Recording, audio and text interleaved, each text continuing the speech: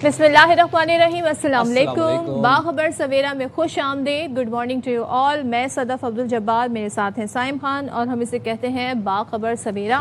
तो बाखबर हम आपको ये करने जा रहे हैं कि ईरान अमेरिका ये मामला, मुझे नहीं लगता साइम कि अब ये एक ऐसा मसला बन गया है जो हम कहते हैं ना, जैसे यूनिवर्सिटी रोड के हवाले दिए करते थे हम, तो हमें कुछ ऐसी यहाँ से वाइब्स आ रही हैं। बात होती है जी मुज़ाकरात पर, MOU साइन हो जाते हैं, उसके बाद टेक्निकल मुज़ाकरात के सिलसिले शुरू होते हैं, फिर से लड़ाई शुरू हो जाती है। और लड़ाई भी कोई छोटी मोटी स्कमिशेस नहीं हो रही हैं भाई, अच्छे खासे प्रॉपर हमले किए जा रहे हैं। मुझे लग रहा है कि आज के दिन at this point we are back to square one. क्योंकि अब जो मैं आपको बताने जा रहा हूँ, आपको लगेगा कि जैसे 2 महीने पहले जब जंग स्टार्ट हुई थी, वही दिन, मुझे वही नॉस्टैल्जिया और है, वही चीज़ें मुझे याद आ रही हैं। अमेरिकी अफवाज ने एक बार फिर ईरान पर हमले शुरू कर दिए हैं। अमेरिकी सेंट्रल कमांड ये बताता है कि हमलों का मकसद ईरान की सिविलियन और तिजारती जहाज़ों को निशाना बनाने की सलाहियत को कमज़ोर करना और अपना हुर्मुज़ से तिजारती जहाज़ों की बिला रुकावट आमदोरफ्त को यकीनी बनाना है। मतलब मामला सारा जो है ना, अब वो आके रुक गया अपना हुर्मुज़ के ऊपर। मुझे डोनाल्ड ट्रंप कहते थे कि बैलिस्टिक मिसाइल प्रोग्राम ईरान का तबाह करना है, न्यूक्लियर वेपन नहीं बनाने देंगे, ये वो सारा मसला एक स्ट्रेट ऑफ हॉर्मुज़ जो कि जंग से पहले खुली हुई थी, उसके ऊपर आके स्टक हो गया। अच्छा, मसला ये है कि उनकी बयानात बड़े एग्जैजरेटेड। अब वो कह रहे हैं मैं ईरान की हिट लिस्ट पर हूँ जी, ईरान की हिट लिस्ट पर हूँ और मुझे कुछ हो गया तो इसका फिर तो मिसाइल से जो हम ईरान का ऐसा कर देंगे, कुछ ये कर देंगे। अच्छा, सेंडकॉम के मुताबिक अमरीकी कमांडर इन चीफ ने ईरानी अफवाज को जवाबदेह ठहराने के लिए उन कार्रवाइयों का हुक्म दिया। अब ईरानी मीडिया बताता है कि अमेरिका ने ईरान पर हमलों का दायरा कार पहले की निस्बत काफ़ी हद तक बढ़ा दिया है। जब भी हम आपको कह रहे हैं कि पहले जैसी सिचुएशन, यानी कि सीज़ फायर, जो पहला सीज़ फायर हुआ था उससे पहले जैसी सिचुएशन लग रही है। अमरीकी फ़ज़ाइया ने जनूबी और मगरबी ईरान में हमले किए। अमरीकी फ़ज़ाई हमलों में माजी के मुकाबले कहीं ज़्यादा मकामात को निशाना बनाया गया। अमरीकी तैयारों ने कशम, बंदर अब्बास, बुशैर, खंदब, अवाज़, आबादान और खुरम शहर पर बमबारी की है और ताज़ा अमरीकी हमलों में एक शख्स जाँ बहक, 4 अफराद। अच्छा जी, अमरीकी हमलों में ईरान के 2 फौजी शहीद हुए और ईरानी बहरिया के लेफ्टिनेंट हामिद रज़ा हक्कानी बंदरगाह जासिक पर अमरीकी हमले में शहीद हुए। फिर बौशहर में भी ईरानी फ़ौज का एक अहलकार शहीद हुआ। पासदारान इनकलाब ने तस्दीक की इन शहादतों की। 4 रोज़ में अमरीकी हमलों में शहीद होने वालों की तादाद 19 हो गई है। और अमरीकी सेंटकॉम के मुताबिक ईरान में 140 अहदाफ को निशाना बनाया गया। अब सोच रहे हैं 140 अहदाफ, 100 अहदाफ। अमरीकी वज़ीर जंग पीट हेगसेथ वो क्या कहते हैं वो भी आप सुन लें। वो कहते हैं कि ईरान को इसके गलत फैसलों की कीमत चुकानी पड़ेगी। ईरान का खित्ते में अमरीकी तनसीबात को निशाना बनाने का दावा। पाकिस्तान इनकलाबी कहता है कि कतर, ओमान और उर्दन, मुत्तहिदा अरब अमारात, बहरीन और कुवैत में अमरीकी अड्डों को निशाना बनाए। By the way, at this point Oman and Iran वो एक दूसरे के सामने खड़े हुए हैं, क्योंकि आपको पता है ईरान रिटेलिएट करता है तो फिर अमरीकी अड्डों को निशाना बनाता है, जितने भी मशरिक़ वस्ता में जो जहाँ पे अमरीकी बेसिस हैं। तो एट दिस पॉइंट अब वही बात दोबारा से हो रही है कि ईरान कुवैत पे भी हमले कर रहा है, मुत्तहिदा अरब अमारात पे भी कर रहा है और रिटेलिएट कर रहा है। डोनाल्ड ट्रंप ही कहते हैं कि अगर मुझे कुछ हुआ, बाय द वे वो कहते हैं मैं ईरान की हिट लिस्ट में, वो कहते हैं मुझे कुछ हुआ तो 1000 मिसाइल हैं जो कि ऑलरेडी हमने एम किए हैं ईरान की तरफ, अगर मुझे कुछ हुआ तो हम वो दाग देंगे। कहते हैं ईरानी बहुत बुरे लोग हैं। ईरान ने गुज़िश्ता रोज़ मुआहदे पर इत्तेफाक किया, मगर 1 घंटे बाद ही ईरान ने हर्मुज़ में एक जहाज़ पर ड्रोन हमला कर दिया। NBC न्यूज़ को वो इंटरव्यू दे रहे थे। कहते हैं कुछ अरसे से ईरानी हुकाम के साथ मुलाकातें चल रही थी। गुज़िश्ता रोज़ ईरान ने एक मुआहदे पर इत्तेफाक कर लिया था जो हमारे लिए बेहतरीन था। ईरान ने एटमी प्रोग्राम ख़त्म करने को और बहुत कुछ साथ में तस्लीम भी कर दिया था। जहाज़ पर ड्रोन हमले के बाद ईरान पर शदीद बमबारी की। अब नाए हर्मुज़ अब भी तिजारती इस्तेमाल के लिए खुली है। तो वही बात ना कि वो अब कह रहे हैं बुरे लोग हैं, बहुत बुरे लोग हैं। आलमी मार्केट में जो खाम तेल है, ब्रेंट, टेक्सास और वेस्ट जो WTI है, ब्रेंट क्रूड और वेस्ट टेक्सास, इसकी जो कीमतें हैं वो 3% बढ़ चुकी हैं। ठीक है जनाब, एक $74 पे ट्रेड कर रहा है इस वक्त और एक $78 पे ट्रेड कर रहा है। मसला हमें ये है, हम क्यों इतने सीख पाएँ कि जनाब जब ये कमी जब होती है आली मार्केट में तेल की कीमतों में, तो वो जो कमी के असरात हैं वो पाकिस्तान तक पहुँचते हैं ट्रेन की रफ्तार से। ठीक है, और जब इजाफा होता है तो वो इजाफा ऐसे होता है जैसे कुछ डाउनलोड कर लिया हमने फाइल, इजाफे को पकड़ के डाउनलोड कर लिया अपने मुल्क के अंदर। 14 रुपये फ्राइडे को तेल की कीमतों में, पेट्रोल की कीमतों में इजाफा हुआ है। और मैं ये जो सोच रहा हूँ कि अब जाहिर सी बात है जिस आवाम ने, जिन लोगों ने 458 रुपीज़ पर लीटर भी भरा हुआ है, अब वो तो जाहिर सी बात है नब्ज़ चेक हो गई है कि भाई। लेकिन वही बात ना साइम, जब ऑयल प्राइस बढ़ाए जाते हैं तो इतने सारे पैसे बढ़ाए जाते हैं روپیز میں بڑھائے جاتے ہیں اور جب کم کیے جاتے ہیں تو 1-2 ایسے. اچھا, پاکستان اپنی کوششیں جاری رکھے ہوئے, ہم علاقائی امن استحکام کے فروغ کے لیے اپنا ایک تعمیری رول پلے کر رہے ہیں. اسی حوالے سے بات کر لیتے ہیں, ساری سچویشن کے حوالے سے بات کر لیتے ہیں. سابق مستقل مندوب اقوام متحدہ ہمارے ساتھ موجود ہیں, سابق سفیر سردار مسعود خان. تھینک یو سو مچ مسعود صاحب جوائن کرنے کے لیے. ذرا مجھے بتائیے گا, کچھ ہمیں سمجھانے کی کوشش کیجیے گا کہ آخر یہ ہو کیا رہا ہے. امریکہ اور ایران کے درمیان بڑھتے تناؤ سے پہلے تو بہت اچھے حالات ہو گئے تھے, مذاکرات پہ ٹیکنیکل مذاکرات کی طرف معاملہ چلا گیا تھا, اب پھر سے حالات بہت الارمنگ ہو گئے ہیں. تو آپ کے خیال میں جو ابھی ہم 2 دن پہلے سمجھ رہے تھے کہ ٹھیک ہے یہ سب کچھ ہوتا رہے گا, مگر وہ والی سچویشن نہیں ہوگی جو سیز فائر سے پہلے تھی, آج آپ کیا کہتے ہیں؟ جی بہت بہت شکریہ. ایک تو آپ نے اور سائم صاحب نے بہت تفصیلی تجزیہ کر لیا ہے اور اس میں بہت سے معاملات کے اوپر روشنی ڈالی ہے.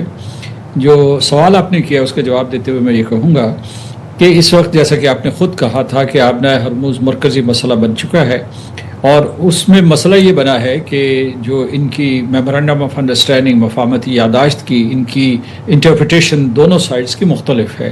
یعنی امریکہ یہ سمجھتا تھا کہ اگر وہ ایک آبدہ ہرمز میں متبادل راستہ تراش لے ایران اسے قبول کر لے گا, لیکن ایران جو ہے وہ اس کی شک نمبر 5 کا حوالہ دیتا ہے جس میں کہا گیا تھا کہ ایران عمان کے ساتھ مل کر اور دوسری ساحلی ریاستوں کے ساتھ مل کر آبنا ہرمز کے سلسلے میں ان 60 دنوں میں کوئی فیصلہ کرے گا. 60 دن جو مذاکرات کے لیے طے کیے گئے تھے, اور اس کے بعد جو ہے اس کی کوئی حتمی شکل ہوگی.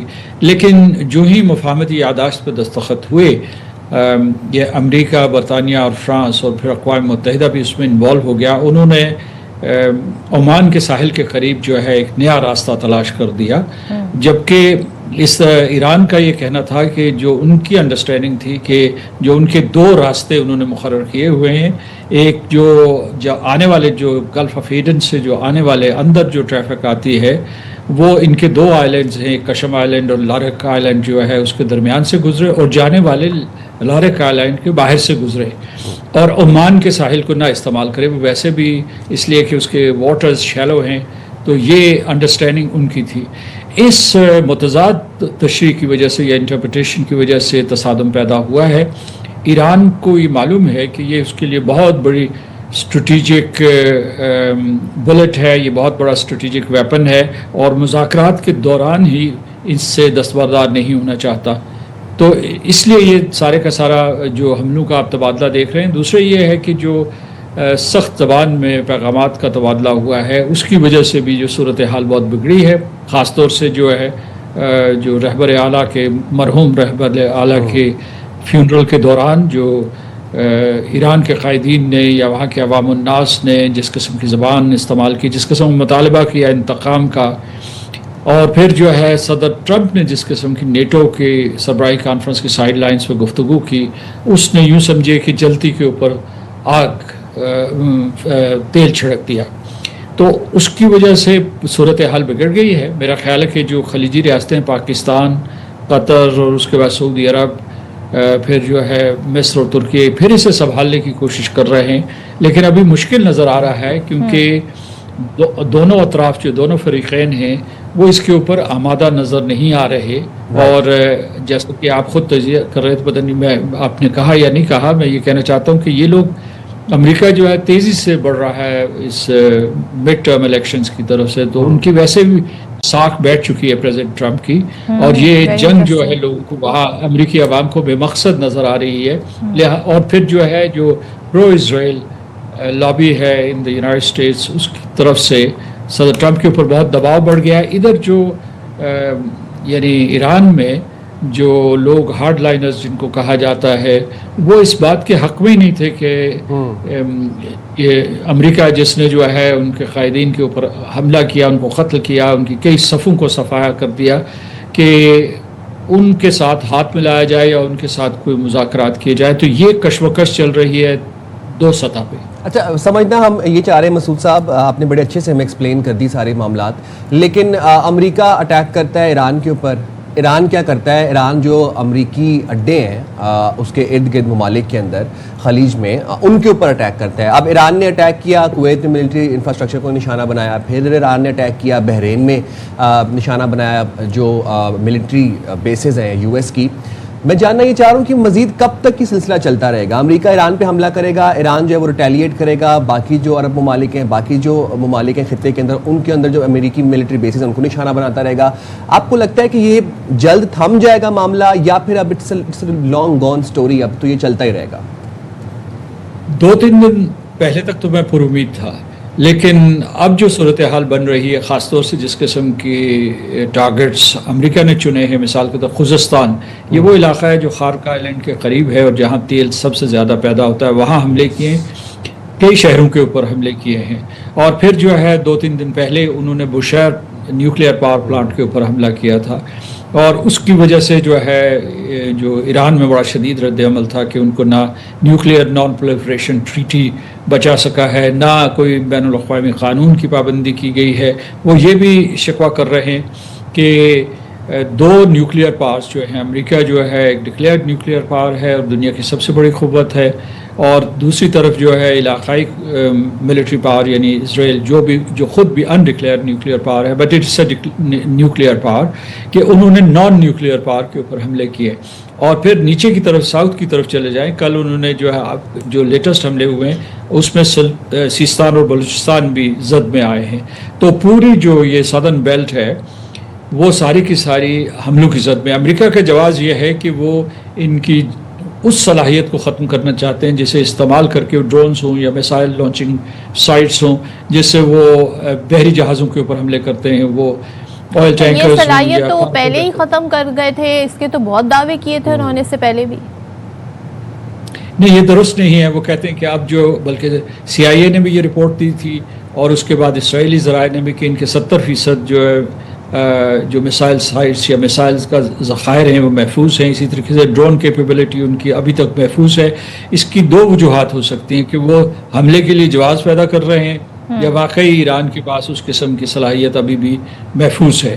لیکن وہ یہ کہتے ہیں کہ خاص طور سے جب ساحلی علاقوں میں کرتے ہیں تو وہاں ان کے پاس ایسی کیپیبلٹیز ہیں جس سے کارگو ویسلز کے اوپر, ایک تو ان کو میرا خیال deep into the Iranian territory بہت سے ذخائر ہوں گے یا بہت سے اثاثے ہوں گے, لیکن یہ ساحلی علاقوں میں مثال کے طور پر میں ذرا اس پورا جو ایک پزل ہے اس کے پیسز ذرا میں چاہ رہی ہوں کہ ذرا ایک طریقے سے ایک جگہ پر آ جائیں تاکہ سمجھیں. ایک طرف ہم یہ دیکھ رہے ہیں یہ سچویشن ہے, آپ نے خود حوالہ دیا نومبر میں مڈ ٹرم الیکشن ہو رہے ہیں, کوئی وار ٹرافی چاہیے ڈونلڈ ٹرمپ کو, کچھ اپنی عوام کو بتانے کے لیے چاہیے, ایک یہ ریزن بھی ہے. دوسرے ایران کے جو اگر ہم موقف جانیں تو وہی کہہ رہے ہیں کہ امریکی صدر اسرائیلی وزیر اعظم نے سرخ لکیر عبور کر لی اور جو یک طرفہ معاہدہ تھا وہ ختم ہو گیا ہے.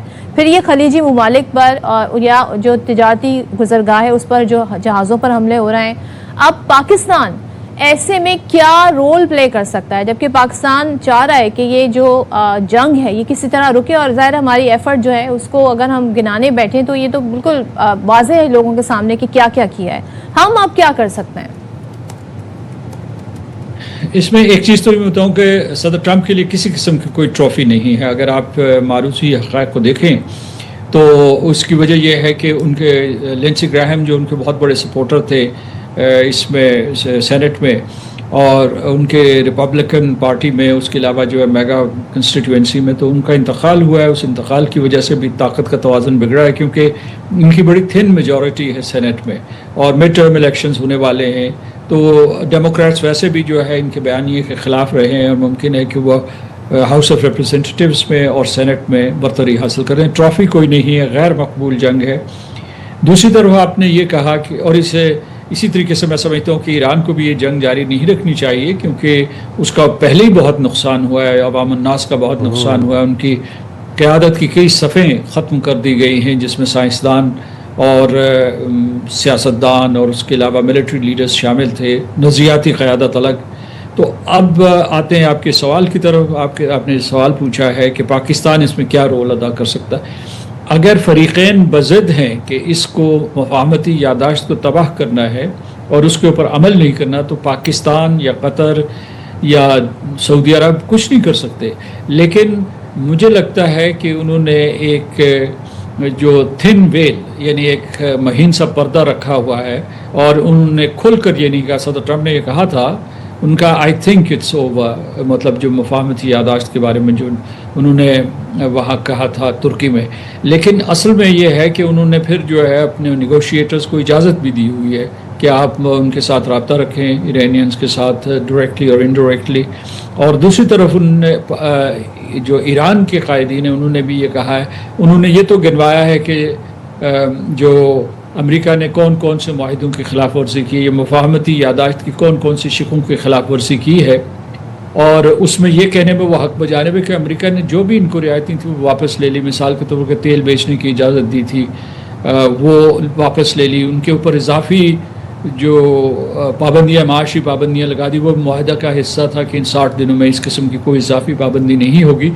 تو میں یہ کہہ رہا ہوں کہ دیر از اے تھن ویل جس کا سہارا لے کر پاکستان اور دوسرے جو ثالث ہیں یا سہولت کار ہیں وہ ان کو آمادہ کر سکتے ہیں کہ آپ مذاکرات کی میز کی طرف لوٹیں، ورنہ یہ دنیا کی تباہی آپ نے خود بتایا کیسا تجزیے میں کہ بین الاقوامی منڈیوں میں کیا بھونچال دوبارہ سے شروع ہو گیا ہے، اور اس وجہ سے اس کا نہ صرف جو ہے یہ جو فریقین متاثر ہوں گے بلکہ ساری دنیا کے لوگ متاثر ہوں گے. بالکل آپ نے صحیح کہا. تھینک یو سو مچ سردار مسعود صاحب ہمارے ساتھ تھے. اور جو لاسٹ کامنٹ سردار صاحب کر رہے ہیں وہی بات ہم سائم اور میں شروع میں کہہ رہے تھے، بلکہ سائم آپ ہی بات کہہ رہے تھے کہ یہ جو جنگ ہوتی ہے نا اس کے اثرات پھر عالمی منڈی پر پڑتے ہیں. اب آپ دیکھیں خام تیل کی قیمت جب بڑھتی ہے تو ان کے یہاں تو جتنے سینٹ بھی بڑھے، ہمارے ہاں تو وہ بہت زیادہ بڑھ جاتی ہے، اس کے اثرات پھر ہم جیسے ممالک پر کافی زیادہ آتے ہیں. بالکل جی. اب عالمی سطح پر پیٹرولیم مصنوعات کی قیمتوں میں کمی سستی سست رفتاری سے آتی ہے پاکستان تک. ابھی تو ہم ریلیف انجوائے بھی نہیں کر پائے تھے، جو عالمی مارکیٹ میں جب تیل کی قیمتیں کم ہوئی تھیں تو وہ جو ریلیف آ رہا تھا پاکستان وہ بڑا سست رفتاری کے ساتھ رم کے آ رہا تھا. ابھی وہ پہنچا بھی نہیں تھا مکمل طور پر اب نچلی سطح پہ کہ دوبارہ سے وہاں پہ پرائسز انکریز ہوئی، اور ہمارے یہاں پر پھر یہ مثال دے دیں 5G انٹرنیٹ کی طرح تو قیمتیں بڑھتی ہیں اور جب کم ہوتی ہیں تو آپ سمجھیں کہ وہ بالکل ایسے 2G کی طرح. یہ اب عالمی مارکیٹ میں آئل پرائسز غیر یقینی صورتحال کا شکار ہے، انسرٹن ہے. ہمارے یہاں پہ کیا بنے گا؟ عابد سلیری صاحب نے ہمیں جوائن کیا، ان سے جان لیتے ہیں. عابد سلیری صاحب، دنیا کے ایک کونے میں ایک جنگوسٹک شخص یہ سوچتا ہے کہ دوسرے شخص کے پاس، دوسرے ملک کے پاس بیلسٹک میزائل نہیں ہونے چاہیے اور وہ ان پہ اٹیک کر دیتا ہے. پھر وہ جنگ ہو جاتی ہے، وہ 3 مہینے تک وہ جنگ طویل پھیلتی جاتی ہے یا لمبی چلتی رہتی ہے. ایسے میں ہم جیسے ممالک سفر کرتے ہیں، ہماری اکانومی سفر کرتی ہیں، وہ ممالک جو ایندھن کے لیے دوسرے ممالک پہ رلائے کرتے ہیں، ڈیپینڈنٹ ہیں ہم اپنی LPG کے لیے، اپنی ڈیزل کے لیے، پیٹرول کے لیے. سر یہ تو معاملہ اب ان امریکہ کا اور ایران کا ہمیں کہیں نہ کہیں کچھ رکتا ہوا یا تھمتا ہوا نظر نہیں آ رہا ہے، تو باقاعدہ بلکہ اب پھیلتا جا رہا ہے. تو اس کا مستقل حل کیا ہے؟ کیا ہم بھی ایسی انسرٹن ہی رہیں گے اور ہم ڈیپینڈنٹ رہیں گے کہ اگر ڈونلڈ ٹرمپ کو شاید کوئی خیال آ جائے اور پیس کی طرف بڑھیں تو پھر ٹھیک ہے، نہیں تو اگر وہ جنگ چلتی رہے گی تو ہمارے یہاں پر اسی طرح ہی پیٹرول کی قیمتیں اوپر نیچے ہوتی رہیں گی؟ جی سائم، بدقسمتی سے ایسا ہی ہے، اور میں آپ کے اس پروگرام میں جب سے جنگ شروع ہوئی متواتر کہہ رہا ہوں کہ فی الحال 2026 میں ہمیں تیل کی قیمتیں عالمی سطح پہ ان میں کمی جو ہے وہ ایکسپیکٹ نہیں کرنی چاہیے. وہ تھوڑی بہت نیچے آتی ہیں، لیکن یہ سچویشن اتنی گمبھیر ہے. یہ صرف ایران اور US کی جنگ نہیں ہے، بلکہ اگر آپ کو یاد ہو تو پچھلے مہینے قطر نے یہ تجویز دی تھی کہ ایران اور US میں ہاٹ لائن جو ہے وہ فنکشنل ہونی چاہیے. قطر کا کہنا یہ تھا کہ بہت سے اسپوائلر جو ہیں وہ ریولیوشنری گارڈ کا نام استعمال کرتے ہوئے جہازوں کو وارننگ دے رہے ہوتے ہیں، اس پہ اٹیک کر رہے ہوتے ہیں. یہ خبریں بھی سننے میں آئی ہیں کہ ایران کے اندر بھی اسپرنٹر گروپ جو ہیں وہ موجود ہیں اور ریولیوشنری گارڈ میں، جو کہ اپنی جو ہے وہ سمت کا تعین کرتے ہوئے فیصلے کر رہے ہیں. تو اس سارے کیوس میں یقیناً عالمی منڈی جو ہے وہ فی الحال اسٹیبلائز نہیں ہو پا رہی. عابد سلیری صاحب، امریکہ کو تو کوئی مسئلہ نہیں ہے، وہ کہتے ہیں جی ہمارے پاس تو آئل ریزروز بہت ہیں. ایران کی اپنی ایک اسٹریٹجی ہے، وہ ہارڈنڈ ہے، بیٹل ہارڈنڈ ہے. وہ یہ کہتے ہیں جی ہم نے اتنے عرصے پابندیاں جھیلی ہیں، یہ سب ہمارے ساتھ ہو رہا ہے، تو پھر ہم کیوں اتنی جلدی گیو اپ کر جائیں؟ مجھے یہ بتائیں کہ ہمیں ایکسٹرنل فیکٹرز کو نہیں دیکھنا ہوگا پیٹرولیم مصنوعات کی قیمتوں کے تعین کے لیے، ہمیں کوئی آلٹرنیٹ سولوشن کی طرف جانا ہوگا. بیسٹ سولوشن ہمارے پاس تھا جی، ہم آئل کنزپشن جو ہے وہ کسی بھی طریقے سے کیسے بھی، چاہے سولر سسٹم کے ذریعے چاہے ہائبرڈ گاڑیوں کے ذریعے اسے کم کر دیں. لیکن ہم نے تو ہائبرڈ گاڑیوں کے پیسے ہی بڑھا دیے، اس کے پرائس حالیہ بجٹ میں ہم نے اتنے کر دیے کہ عام آدمی کی پہنچ سے وہ دور ہو گئی. پھر کیا کریں گے؟ وہ ریلائی کریں گے وہی انہی گاڑیوں پہ جو پیٹرولیم سے چل رہی ہیں، جو آئل سے چل رہی ہیں. تو ہماری پالیسی کیا ہے؟ ہمیں کیوں اپنے ہاؤس ان آرڈر کرنا نہیں آ رہا ساری سچویشن؟ ہماری پالیسی تو یقینی طور پہ اس وقت جو امپورٹڈ فیول ہے اس پہ اپنا انحصار کم سے کم کرنا ہوگا. اگر یہ جنگ بندی جو ہے کل سے شروع بھی ہو جاتی ہے تو جو جہاز اسٹریٹ آف ہرمز سے باہر آئے گا ایک دفعہ، وہ کم از کم اگلے 2-3 مہینے واپس نہیں جائے گا، جتنی اس وقت نازک صورتحال ہے خلیج کی. اور اس وجہ سے یہ قیمتیں تو اوپر ہی رہیں گی فی الحال.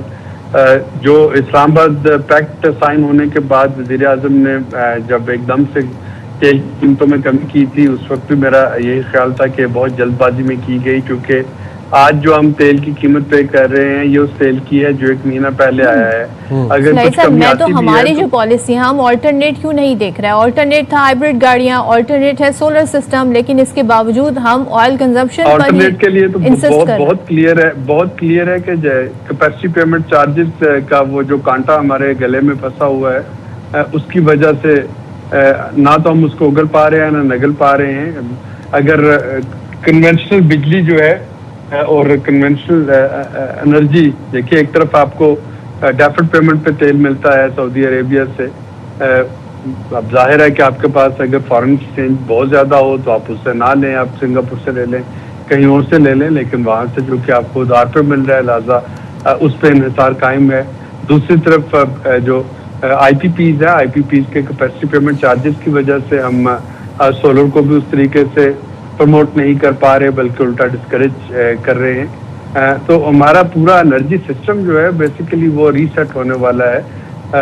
صرف جو پیس میل میئرز ہیں وہ شاید کو بہت زیادہ ریلیف پرووائڈ نہیں کر پائیں گے. میں آپ کی بات سے پوری طرح متفق ہوں کہ ای ویز جو ہے، ای ویز کی قیمتوں میں کمی ہونی چاہیے، سولر پینل، سولر اڈاپشن میں کمی ہونی چاہیے. لیکن پھر ٹیکنیکل کوسچن آ جاتا ہے کہ گرڈ کنیکٹیوٹی نہیں ہے، اور جب تک گرڈ جو ہے اس میں امپروومنٹ نہیں آئے گی تب تک سولر پینل پہ جو کنزیومر یا پرزیومرز ہے ان کی بنائی ہوئی بجلی جو ہے وہ استعمال نہیں ہو سکے گی. تو یہ ایک سے زیادہ اس میں عوامل جو اس وقت کار فرما ہے، لیکن فوری طور پہ تو اس کا یہی سولوشن ہے کہ ہمیں اپنی انرجی کے استعمال کو پرزرو کرنا ہوگا. اگر ہم یہ سمجھتے ہیں کہ حالت جنگ ختم ہوگی تو ایسا ایمرجنسی ختم ہوگی، تو ایسا نہیں ہے. یہ ابھی کچھ عرصہ چلے گا، کافی پھونک پہ قدم رکھنے کی ضرورت ہوگی. ٹھیک ہے، بہت شکریہ عابد سلیری صاحب، آپ نے بڑے اچھے سے ہمیں گائیڈ کیا. اور ڈیپ اسٹرکچرل ریفارمز کی ہمیں ضرورت ہے، اپنے انڈیجنس ریسورسز پہ ریلائی کرنے کی ضرورت ہے.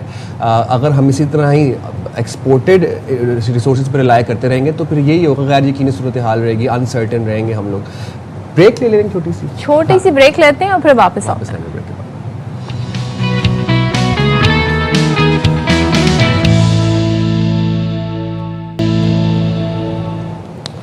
Welcome back once again. اور آپ کو بتا دیں کہ وزیر اعظم اچھا جی، اب بات کرتے ہیں، گرمی کے دن ہیں، ہیٹ ویو کے الرٹ بھی آتے رہتے ہیں، اور خاص طور پر جو گرم علاقے ہیں وہاں پر تو گرمی بہت زیادہ ہوتی ہے. اور اس بات کے بارے میں کہ آپ کو کیسے بچنا ہے، کیا احتیاط کرنی ہے، ہم اپنے پلیٹ فارم سے، اپنے اس شو سے متعدد مرتبہ آگاہ کرتے رہتے ہیں. لیکن جب اسکول والے ہی اس بات کی پرواہ نہ کریں تو پھر یہ سب ہوتا ہے. اب شکارپور میں کیا ہوا؟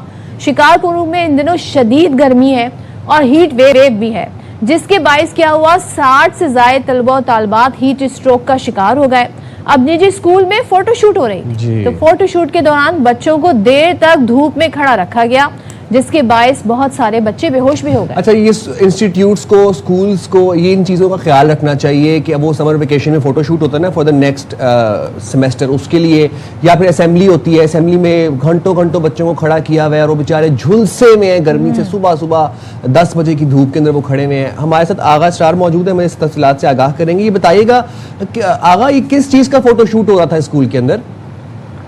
جی بالکل، یہ شکارپور کی ایک مقامی تنظیم ہے ہدایہ ٹرسٹ، جو समर ट्यूशन वेकेशन जो है वेकेशन में ट्यूशन प्रोग्राम चलाती है, जिसमें बच्चों को तालीम के साथ दीगर हुनर भी सिखाए जाते हैं, कंप्यूटर और शॉर्ट हैंड और टाइपिंग और दूसरे कोर्सेज जिसमें तलबा और तालबात शिरकत करते हैं। इंतज़ामिया का कहना है, ज़ुबैर संजरानी जो मैनेजर हैं इस प्रोग्राम के, उससे जब मेरी बात हुई तो उन्होंने कहा कि ये गर्मियों के दिनों में हम बच्चों को ट्यूशन देते हैं, जिसके तहत मुख्तलिफ प्रोग्राम्स होते हैं स्कूलों में जो पढ़ाया जाता है, दरसी तालीम और दीगर तालीम जो देते हैं।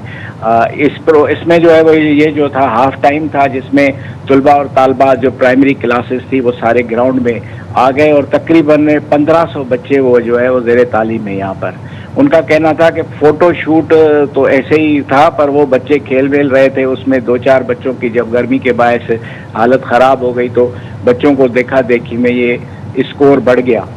स्कोर बढ़ने के बाद बच्चों में हरास फैल गया और जब हमने सिविल अस्पताल शिकारपुर में ले जाया गया तकरीबन 30 से 35 बच्चों को, तो वहाँ उन्हें फर्स्ट एड देकर घरों को रवाना कर दिया गया। शिकारपुर में गर्मी बहुत ज्यादा है, गर्म तरीन इलाकों में शिकारपुर गर्म तरीन इलाके आपने हमें डिटेल बताएं। आका star, thank you so much. इस हवाले से बात करेंगे डीसी शिकारपुर शकील अहमद अबड़ोस ने हमें ज्वाइन किया। शकील साहब जरा मुझे बताइएगा, क्या कोई जिम्मेदार शख्स सामने आया है? स्कूल इंतजामिया की गफलत यहाँ हमें नजर आ रही है, वेदर कंडीशन जरूर उन्हें देखनी चाहिए थी, कोई जिम्मेदार है वैसे जो सामने आया हो?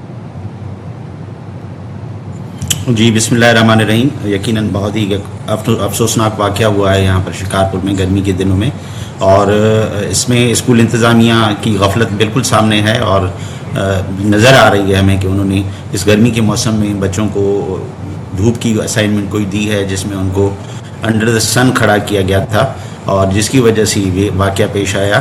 तो इसको फर्दर हम इन्वेस्टिगेट कर रहे हैं जी कि आया क्या इसके असबाब थे और क्यों बच्चों को इतनी तपती धूप में उन्होंने खड़ा किया था जिसकी वजह से ये वाक़या पेश आया है। तो ये बताइएगा, कोई इजाज़त ली गई थी इस हवाले से? और ये समर वेकेशंस नहीं है, छुट्टियों में बच्चे क्या कर रहे थे स्कूल के अंदर? जी बिल्कुल समर वेकेशंस हैं और हम जानते हैं कि ये एक बेसिकली ट्रस्ट है, खैराती इदारा है जहाँ पर बच्चों को स्टाइपेंड के साथ साथ तालीम दी जाती है। और इसमें बकौल जो हमारी बात हुई है उनसे इंतज़ामिया से, ये मुख्तलिफ़ कोर्सेज़ उनको बच्चों को करवाए जाते हैं समर वेकेशंस के दौरान। अभी तक सर्टेन कर रहे हैं हम कि क्या इनके पास कोई बाकायदा फॉर्मल इतला थी या उनको कोई परमिशन दी गई थी, लेकिन अब तक वो सामने नहीं आई है। इस पर फर्दर हम इंक्वायरी कर रहे हैं कि किस कैपेसिटी में उन्होंने बच्चों को छुट्टियों के दिनों में बुलाया हुआ था, और ख़ास तौर पर संडे का दिन जब इतवार के दिन तमाम ऑफिस वगैरह या तमाम दफातर थोड़ी सी तहकीकात आप इस हवाले से भी करें कि बच्चों को बर वक्त कोई शेड में लेकर बिठाया जा सकता था, इतना वेट नहीं कराया जा सकता था, क्या वहाँ पर पानी पीने की सहूलियात थी और क्या उनको बच्चों को क्या फैसिलिटीज़ दी जा रही थी वहाँ पर? पानी वगैरह की सहूलियात मौजूद थी। हमारी जो टीम वहाँ गई थी जो इसको प्रोव कर रही है, उन्होंने देखा कि पानी वगैरह का इंतज़ाम था, लेकिन ये कुछ वक्त के लिए उनको धूप में खड़ा किया गया था। शायद उनका कोई फ़ोटो सेशन हो रहा था या जिसकी वजह से बच्चों के मुताबिक, जो मैंने मालूमात ली बच्चों से, उनके मुताबिक जब उनको काफ़ी वक्त धूप में खड़ा किया गया तो फिर वो ख़ास तौर पर जो बच्चियाँ हैं वो बेहोश होना शुरू हुई। हमें ये इतला मिली और इमरजेंसी डिक्लेयर की गई हॉस्पिटल में, लेकिन बच्चों का इन्फ्लक्स ज़्यादा था और तकरीबन 60 के करीब बच्चे, जिसमें ज़्यादातर बच्चियाँ थी, वो लाई गई थी, क्योंकि एक तो गर्मी और धूप की वजह से बच्चे कुछ बेहोश हुए, बच्चे महफूज रहे, इनको बर वक्त तिब्बी इमदाद दे दी गई, मगर तहकीकात होनी चाहिए। थैंक यू सो मच साहब। छोटी सी ब्रेक पे जाएंगे, हाजिर होंगे ब्रेक के बाद। मुझे ख्याल है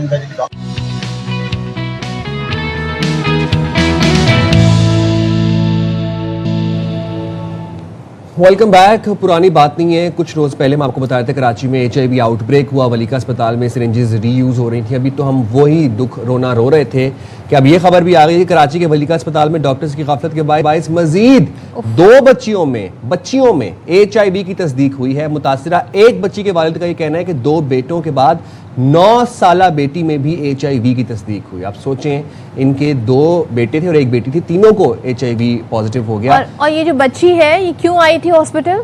चेस्ट इन्फेक्शन के बायस, चेस्ट इन्फेक्शन की वजह से आई थी और यहाँ से सेहतयाब होने के बजाय ये HIV एड्स जो है वो लेके गई है। अब गुज़िश्ता माह वो कहते हैं इन बच्चों के वालिद के मेरे 12 साल और 3 साल के बेटों में HIV मस्बत आया था। रिपोर्ट के मुताबिक मेट्रोविल की रिहायशी 3 साला बच्ची में भी HIV کی تصدیق ہوئی ہے. والدین کا کہنا ہے کہ ان بچی کا اسپتال، ان کی بچی کا اسپتال ولیکا اسپتال، ولیکا اسپتال کے حوالے سے جو ہماری ہیلتھ منسٹری ہے وہ ابھی تک الرٹ کیوں نہیں ہوئی؟ میں کہہ رہا ہوں کہ یہ الارمنگ سچویشن ہے. HIV آؤٹ بریک ہے، 3 سالہ بچی کو، 9 سالہ بچے کو، 4 سالہ بچے کو ہو رہا ہے. یہ کیوں نہیں اس کو سیریسلی دیکھا جا رہا؟ یہ بہت سیریس سچویشن ہے، بہت انتہائی سیریس سچویشن ہے. یہ آگے مزید سپریڈ ہو سکتا ہے، کوئی خدا نہ خواستہ ایپیڈیمک آ سکتا ہے. آپ لوگ پلیز اعلیٰ حکام سے درخواست ہے سیریسلی اس میٹر کو ٹیک اپ کریں. ہم لیں چھوٹی سی بریک، حاضر بریک کے بعد stay there with us.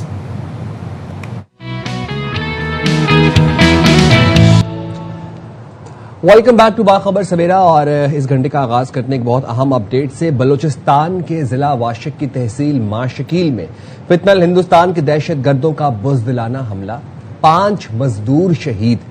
Soft targets civilians کو نشانہ بناتے ہیں یہ فتنہ الہندوستان.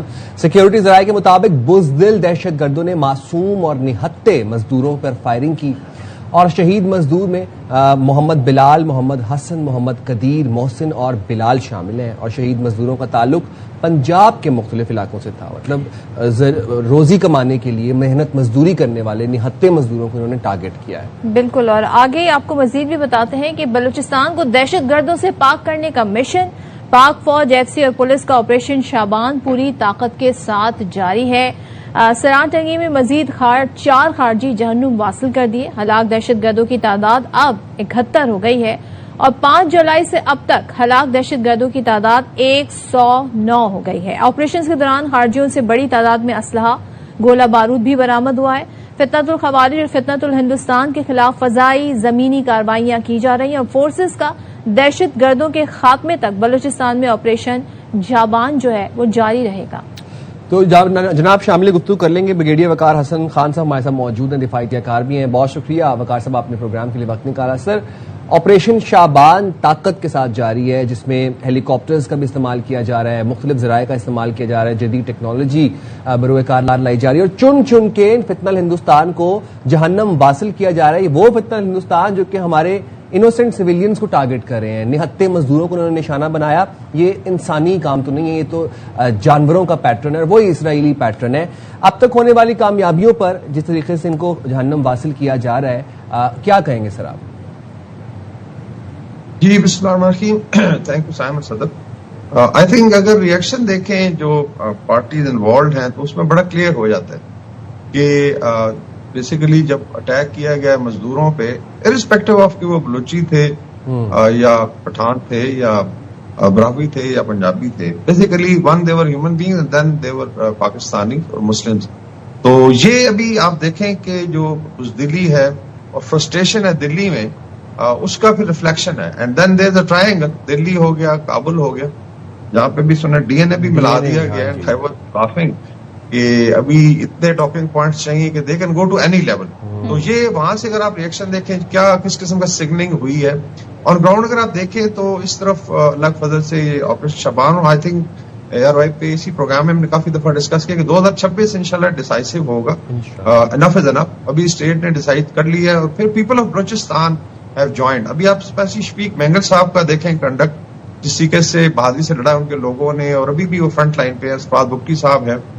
باقی کوئٹہ کے جو سراؤنڈنگ ایریاز میں ہمارے آپ ہرنا اڑک جائیں اور سمنگی ڈیم کا علاقہ، ابھی 9 پیپل آر ریننگ. اور چاہے بلوچ علاقے ہوں، چاہے براہوی ہوں، چاہے پشتون ہوں، تو پیپل ہیو ریئلائز کہ یہ بالکل کوئی تعلق نہیں، نہ کسی نیشنلسٹ کاز سے ہے، نہ اسلام سے ہے. اور یہ ابھی ٹارگیٹنگ جو ہوئی ہے صاف ظاہر ہے کہ دس از جسٹ ٹو کمیونیکیٹ کہ جی وی آر پریزنٹ. ادروائز چوہوں کی طرح یہ بھاگ رہے ہیں. اور آپ نے دیکھا ہے کہ ابھی جو نئی فورس ہے انشاءاللہ this is going to spread across Balochistan, چاہے ہائی ویز ہوں، چاہے ماؤنٹنس ایریاز ہیں، پاسز ہیں، شہری علاقے ہیں. تو یہ ایک فائٹ ضرور ہوگی. اس کو ایک تو یہ انٹرنل ہے، دوسرا بھی کین آلسو ڈسکس کہ جو بیس بنا ہوا ہے، جو پیچھے بیٹھا ہوا ہے ڈوری حنان، ان کا علاج کیا ہوگا. تو ان شاء اللہ تعالیٰ you will see success after success اور ان کو کرش ٹو پاؤڈر کیا جائے گا انشاءاللہ. وقار صاحب ایک چیز بتائیے گا، ظاہر ہے اس آپریشن کی اگر ہم بات کریں تو سنگلاق پہاڑوں پر کیا جا رہا ہے، سیکورٹی فورسز کو آپریشن کے دوران کن چیلنجز کا سامنا ہو سکتا ہے اور کیا مستقل بنیادوں پر یہاں پر چوکیاں بنائی جا سکتی ہیں اور کیا یہ چیلنجنگ ہو سکتا ہے؟ جی آئی تھنک بڑا پرٹیننٹ سوال ہے. ہمیشہ بات ہوتی ہے کہ بلوچستان از اے ہیوج ایریا، 45% ہے پاکستان کا، اور میں نے خود کوئی 4 دفعہ سرو کیا in every rank from captain to brigadier and we been moving around. اور واقعی یہ بہت بڑا چیلنج ہے. سنگلاس پہاڑ بھی ہے. پہلے انفراسٹرکچر کا بھی ایشو تھا کہ بڑے ہائی ویز روڈز نہیں تھے, ابھی کافی بہتر ہوا ہے. باقی ابھی آئی تھنک جو اسپیشل فورس کی بات ہو رہی ہے, جو آپریشن شبان ہے, جسٹ آپ کہہ لیں کہ ایک ریفلیکشن ہے. یہاں سے بھی کام sure it is going to expand. تو اس میں ٹیکنالوجی کا یوز ہے, لائک سرویلنس کے لیے بڑا آسان ہے آج کل. ڈرون ٹیکنالوجی ہے, پھر سرویلنس ایئر کرافٹس ہیں, ہیلی کاپٹرز ہیں. باقی استعداد بھی بڑھائی جا رہی ہے. اس میں اچھی چیز آپ دیکھیں گے کہ اس میں پولیس, فرنٹیئر کور اور آرمی اور پھر ایئر فورس اور انٹیلیجنس ایجنسی کی بڑی آئی تھنک مربوط کوآرڈینیشن ہے. اور یہ بڑا ضروری تھا. پولیس کو حوصلہ بھی دینا تھا جب یہ اٹیکس آپ نے دیکھا اسپیشلی پولیس پہ کیے گئے, بیکاز دے نیو اٹ کہ ناؤ اٹ از کمنگ. تو یہ انشاءاللہ it will spread across entire Balochistan. سارے ہائی ویز کو بھی سیف بنایا جائے گا. اس کے دوران سنیک اٹیکس ہوں گے, because they will try to dent this idea کہ جی ابھی بلوچستان میں امن ہو رہا ہے. باقی جو ہے ان کی جو بیسز ہیں افغانستان میں جو طالبان رجیم چلا رہی ہے, اس کو بھی انشاءاللہ ایک سٹیج پہ انگیج کیا جائے گا. اور پھر جو جڑ ہے دلی میں, اس کا بھی آئی تھنک پروگرام ہے پاکستان کو, اس کو سارٹ آؤٹ کریں گے. کس طریقے سے کریں گے یہ پھر آئی تھنک اسٹیٹ پہ چھوڑ دیں گے کیسے اس کو ٹیکل کیا جائے گا. اور وقار صاحب, if you remember, field marshal نے بھی ایک چیز بہت دو ٹوک کہی تھی کہ اب ہم ہارڈ سٹیپس لیں گے, اور ہمیں نظر آ رہا ہے کہ وہ ہارڈ سٹیپس لیے جا رہے ہیں. کوئی رعایت نہیں برتی جا رہی, چاہے وہ فتنہ الخوارج ہوں, چاہے وہ فتنہ الہندوستان ہو. ان کو چن چن کے مارا جا رہا ہے, ان کو جہنم واصل کیا جا رہا ہے. سیکیورٹی ادارے, سیکیورٹی فورسز اپنا کام کرتے ہوئے ہمیں نظر آ رہی ہیں بھرپور طریقے سے, انتہائی متحرک طریقے سے. لیکن سیاسی اور سماجی سطح پر کیا اقدامات ہونے چاہیے؟ آئی تھنک بہت زیادہ پرٹیننٹ ہے. جو تو پولیٹیکل سائڈ کی ایگزیکٹو ہے, جو اس وقت لیٹس سے گورنمنٹ ہے, صفات بگٹی صاحب, ان کی ٹیم ہے, ٹیم منسٹری ہے, کافی بہتر ہو رہا ہے کام. لیکن تھوڑی جو کمی ہر چینل پہ میں کہہ رہا ہوں, it is in the let's say جو پارلیمنٹ ہے بلوچستان کے, جو ہماری ریپرزنٹیشن ہے, عوام کی ریپرزنٹیشن, اس میں سینیٹرز ہیں, M L A, M P As ہیں. ابھی آپ نے دیکھا ہے اختر مینگل صاحب فوراً پہنچے ہیں وہاں پہ جا کے ایک نیا جو شوشا چھوڑتا. ابھی ناؤ دے نو اٹ کہ دے آر آن دا رن. یہ تقریباً 100 کے قریب بنتے ہیں M L As, M P As اور سینیٹرز کمنگ فرام بلوچستان. یہ they should come on the media, engage کریں اپنے لوگوں کو اور اونرشپ لیں, بیکاز دیکھیں فیوچر جو ہے بلوچستان پاکستان کا ایک ہے انشاءاللہ تعالیٰ. We are going to grow together. یہ ایک آئی تھنک کمی ہے جو مجھے میری اسیسمنٹ میں بہت کم آواز سنائی دیتی ہے میڈیا پہ. ابھی رئیسانی صاحب کے صاحبزادے ہیں, وہ آتے ہیں, شفیق مینگل صاحب ہیں, لیکن کم ہے. اس میں I think we'll have to work, engage کریں, چاہے وہ پیپل پارٹی کے ہیں, چاہے نون لیگ کے ہیں, چاہے جمعیت علماء اسلام کی کافی ریپرزنٹیشن ہے. ناؤ دے شوڈ کم کہ ہماری لڑائی ہے, وی اون اٹ. انشاءاللہ آپ دیکھیں گے یہ چیزیں آگے آئیں گی. اور جب یہ میسج جائے گا ٹو دا ماسز ان بلوچستان, آپ دیکھیں گے بہت زیادہ شفٹ آئے گا. اور وقار صاحب, اگر ظاہر ہے ہم, یہ تو کوئی ڈھکی چھپی بات نہیں کہ اس میں انڈیا کا اور پھر افغانستان کا کیا رول ہے, اور ہمیں پتا تھا کہ 2025 میں جس طرح کی انہیں ہزیمت کا سامنا کرنا پڑا, اس کے بعد یہ اس طریقے سے تو کاروائیاں کر سکتے ہیں, کروا سکتے ہیں, مگر کھل کے خود سامنے نہیں آ سکتے ہیں. اب آپ مجھے بتائیے گا, جب اس طرح مزدوروں کو سافٹ ٹارگٹ کیے جاتے ہیں, سویلینز کو ٹارگٹ کیے جاتے ہیں, یہ میسیجنگ کیا ہوتی ہے بیسکلی؟ بیسیکلی وہی بزدلی ہے جو شروع میں بات ہوئی, فرسٹریشن بھی ہے کہ ٹارگیٹس اب نہیں مل رہے, آگے سے ہارڈ کور ایک آپریشن چل رہا ہے. تو then they will try basically to communicate کہ وی آر پریزنٹ. بیسیکلی یہی آپ دیکھیں آزاد کشمیر میں ایفرٹ ہوئی جو انشاءاللہ ناکام ہوگی. ٹاکنگ پوائنٹس ہیں, یہ جو افغان وزیر گئے, آپ کے خیال میں انہوں نے اپنے منہ سے بولا ہوگا, یہ دوول صاحب نے چٹ دی ہوگی جی آپ یہ بات, ناٹ ریئلائزنگ کہ ان کے اتنے زیادہ فلیک آیا ہے. ابھی افغانستان سے لوگ کہہ رہے ہیں کہ آپ کیا بات کر رہے ہیں نا, آپ پھر اسلام کو بھی چھوڑ دیں گے, جا کے پھر مطلب چوکا پہن لیں, بھگوا جو ہے جھنڈا اٹھا لیں اور مطلب ایکس کمیونیکیٹ ہو جائے. تو I think this is that mind set. میرے خیال میں ابھی اگریسولی دونوں طرف پاکستان کو موو کرنا پڑے گا. میری تو یہ ریکمنڈیشن ہے کہ بھارت کو سبق سکھانے کے لیے there are ways and means. I am not saying کہ آپ کوئی اور کام کریں, but there are freedom struggles. Khalistan دیکھیں جو ستر مووی نے جتنا قہر مچایا وہاں پہ, منی پور ہے, ناگالینڈ بات کریں. اس کے علاوہ جو ہے what ever resources, south India ہے, اوپر آکوپائڈ کشمیر میں یہ لوگ بیٹھے, مسلمان 25 کروڑ ڈسفرنچائز. ابھی آپ دیکھ لیں ادیب خان صاحب کے جو اسٹیٹمنٹ آ رہے ہیں کہ وہ جنا کو ہم نے ڈچ کیا, ورنہ تو پاکستان لکھنؤ تک ہوتا نا اگر یہ 35% مل جاتے. تو ناؤ دے آر ریئلائزنگ. تو I think there is a huge fault line India میں. ابھی آپ اگریسولی کریں, اور افغانستان میں انشاءاللہ آپ دیکھیں گے کہ میری اپنی اسیسمنٹ ہے کہ آٹومیٹکلی رجیم چینج کی طرف جائے گی. People are fed up of this thug regime. اس پہ کام کریں. میڈیا میں ڈسکورس ہونا چاہیے, اور سوشل میڈیا پہ یہ فیک خبریں چلاتے ہیں ان کا سدباب کریں. ARY نے بہت بڑا آئی تھنک اس معاملے میں جہاد کیا ہے, کہ اس کو اسٹیم کیا ہے اور ڈسکس کیا ہے, بٹ آئی فیل کہ اس کو ایکسپینڈ کرنا چاہیے. You are so right. Thank you very much Waqar Hassan sahib, آپ نے پروگرام کے لیے وقت نکالا. اچھا یہ بات سمجھیں کہ اب سے کچھ دنوں پہلے افغان ایگریکلچر منسٹر بھارت گئے, بھارت میں بیٹھ کے وہ کیا بات کرتے ہیں کہ مجھے ایسے لگ رہا ہے جیسے میں اپنی سرزمین پہ بیٹھا ہوں. افغان ایگریکلچر منسٹر یہ بھارت کے بارے میں کہہ رہا ہے, اور کہہ رہا ہے کہ ہمارا ڈی این اے ایک ہے, مطلب بھارت کا اور افغانستان کا ڈی این اے ایک ہے. اور وہ بھارت جو کہ کہتے ہیں کہ اسرائیل ہمارا فادر لینڈ ہے, اور یہ بات وہ جسٹیفائی کرتا ہے مودی کہ بھائی جینوسائیڈ جو کر رہا ہے اسرائیل وہ صحیح کر رہا ہے اور وہ ہمارا فادر لینڈ ہے. مطلب وہ ڈی این اے اسرائیل سے آتا ہوا انڈیا اور انڈیا سے ہوتا ہوا, یہ آپ سمجھ جائیں کہ یہ خون گندا والا جو ہے نا یہ کہاں سے آ رہا ہے ان سب کے اندر. اچھا اب سوال یہ ہے کہ پھر ہم نے تو بہت سارے افغان ریفیوجیز کو ہوسٹ کیا, ڈیکیڈز لگ گئے اس میں, اور اس کے بعد اب ظاہر ہے جب آپ کے ملک میں آپ کے خود ہی وہاں کے منسٹر بیٹھ کے کہہ رہے ہیں کہ ہمارا ڈی این اے انڈیا سے میچ ہوتا ہے, تو پھر آپ کو انڈیا کی تمام تر سہولت سپورٹ حاصل ہے. تو یہ جو پاکستان میں غیر قانونی طور پر افغان مقیم ہیں اب ان کے لیے مہلت ختم ہو گئی ہے, تو پھر ظاہر ہے اب انڈیا کچھ کرے ان کے لیے انتظام, یا پھر افغانستان ساری صورتحال دیکھے. وفاقی حکومت نے ان کے خلاف کارروائیاں تیز کرنے کا فیصلہ کیا ہے. حکام یہ کہتے ہیں کہ بغیر ویزا پاکستان میں مقیم ہر افغان شہری کو گرفتار کر کے قانونی کارروائی کے بعد وطن واپس بھیجا جائے گا. آپ کسی بھی ملک کو اٹھا کر دیکھ لیں, آپ اپنے ویزے کی میعاد اگر ختم ہو جائے آپ وہاں ٹھہر نہیں سکتے.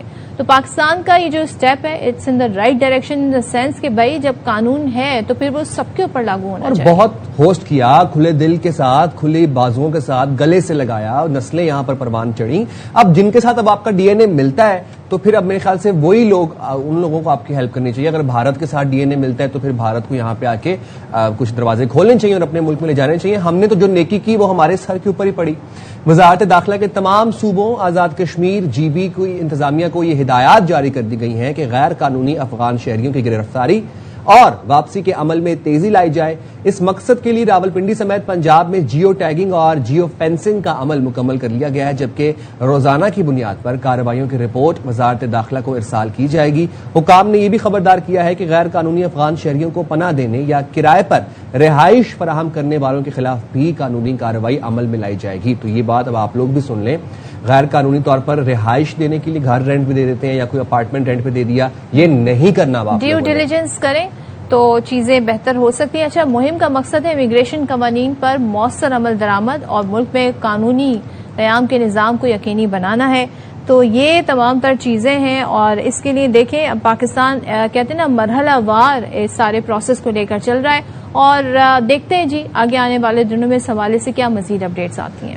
بالکل جی, ذرا بات کر لیں اپنے ملک میں جو ہمارے مقامی کچھ ایشوز, اور آئے روز کو ایک نئی عجیب و غریب سی حیران کن پریشان کن خبر آ جاتی ہے. اب ہوا کیا کہ جناب بجلی کا بل دینا پڑا تو بجلی والوں کے طوطے اڑ گئے.